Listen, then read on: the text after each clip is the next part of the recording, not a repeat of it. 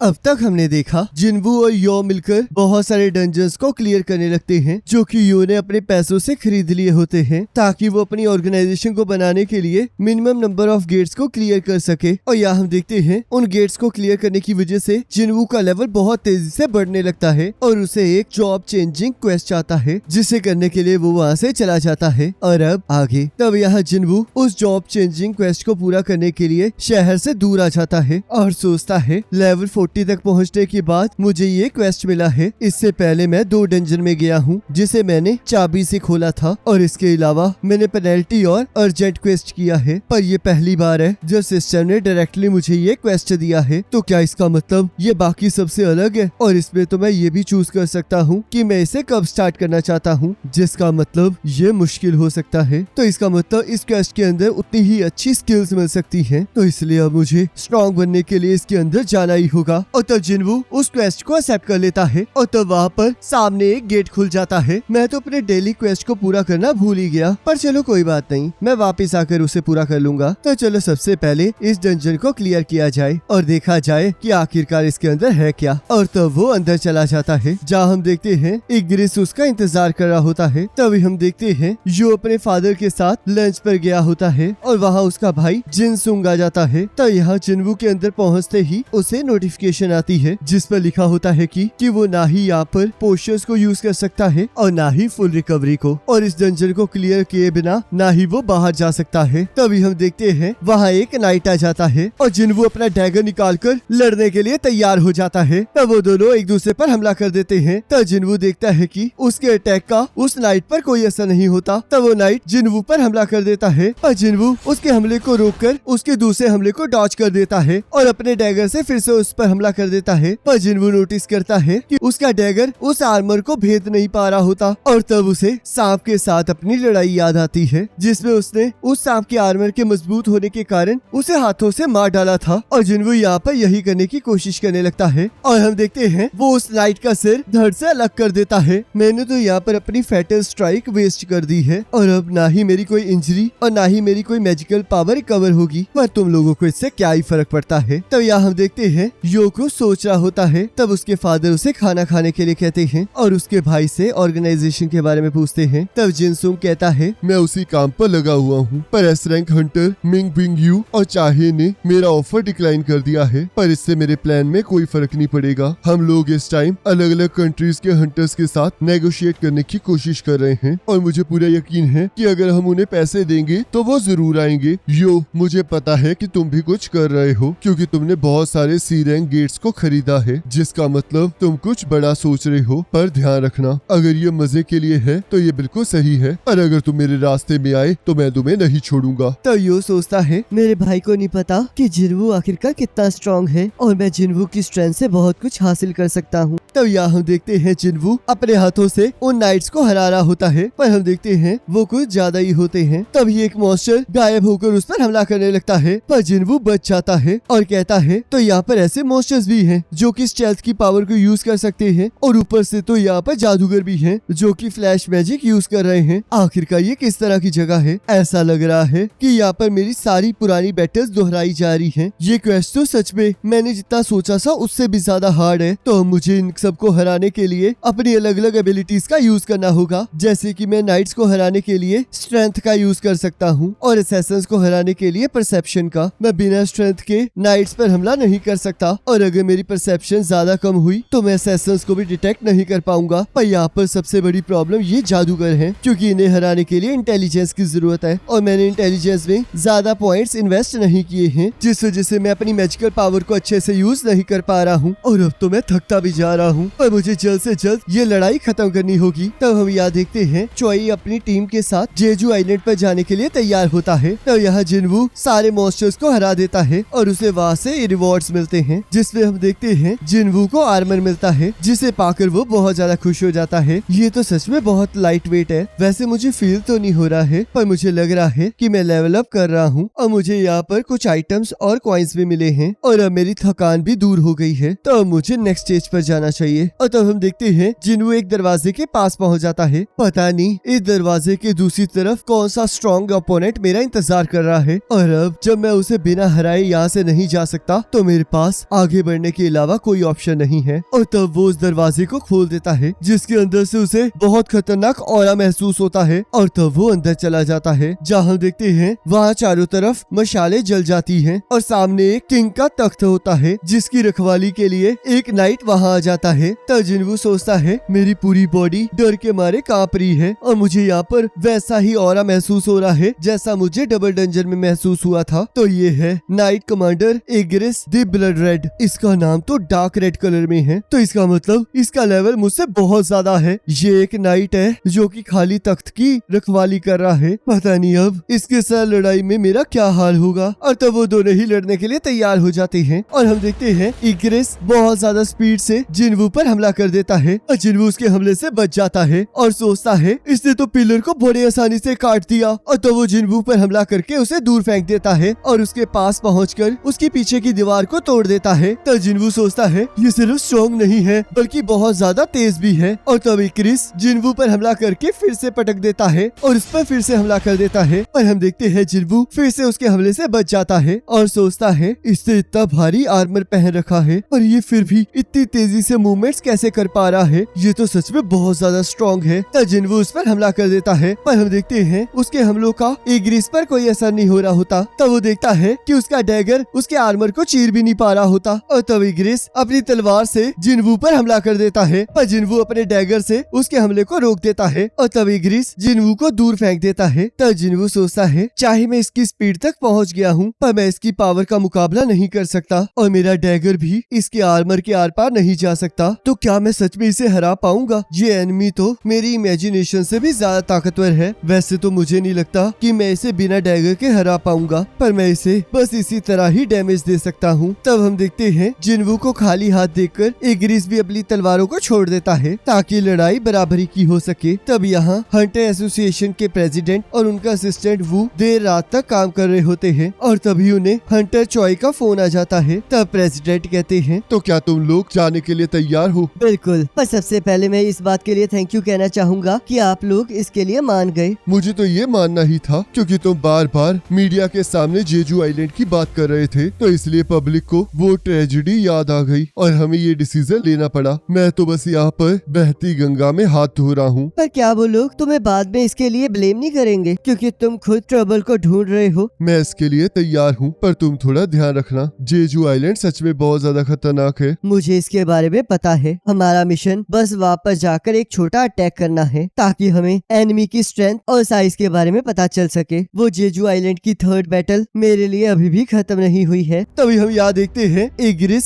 जिन्वू पर हमला कर देता है और उसे जोर जोर से पटकने लगता है और तब उसे दीवार में पटककर उसे जोर जोर से मुक्के मारता है। तब जिन्वू उसके हमले से बचकर सोचता है मैं इस टाइम डिफेंस कर रहा था पर मैंने फिर भी वर्टैलिटी के 500 पॉइंट्स खो दिए। शुक्र है मैंने ये आर्मर पहन रखा है क्योंकि अगर मैंने इसका अटैक डायरेक्टली लिया होता तो मैं अब तक मर चुका होता। इसके पास तो बिना तलवार के भी बहुत ज्यादा ताकतवर है, ये तो सच में बहुत ज्यादा ताकतवर है। पर अगर मैं इसकी स्ट्रेंथ को मैच नहीं कर सकता तो मुझे अपनी स्पीड को इंक्रीज करना होगा। तब जिन्वू अपनी स्किल को यूज करके अपनी स्पीड को बढ़ा देता है और इग्रिस पर हमला करने लगता है, पर हम देखते हैं इग्रिस उसके हमले को रोकने में कामयाब हो जाता है। तब जिन्वू अपनी पूरी ताकत से उस पर हमला करने लगता है, पर हम देखते हैं वो उसे अभी भी छू नहीं पा रहा होता और तब इग्रिस जिन्वू को लात मारकर उसे दूर फेंक देता है और उस पर दोबारा से हमला करके उसे जमीन पर पटक देता है। और हम देखते हैं जिन्वू ने अभी भी हार नहीं मानी होती और वो लगातार इग्रिस पर हमला करने लगता है और उसे एक जोरदार लात मारने में कामयाब हो जाता है। और तभी इग्रिस को गुस्सा आ जाता है और वो जिन्वू को बहुत बुरी तरह मारने लगता है और हम देखते हैं इग्रिस जिन्वू को इधर उधर पटकना भी स्टार्ट कर देता है और एक पल के लिए भी उसे खुद पर हमला करने का टाइम नहीं दे रहा होता। तब जिन्वू जाकर तख्त पर गिर जाता है और उसकी हालत बहुत ज्यादा बुरी होती है। तब इग्रिस जिन्वू के पास चला जाता है और अपनी तलवार को अपने पास बुलाकर जिन्वू के सिर पर हमला कर देता है और जिन्वू अपने हाथों से उसकी तलवार को पकड़ लेता है और कहता है मैं अभी तक हारा नहीं हूँ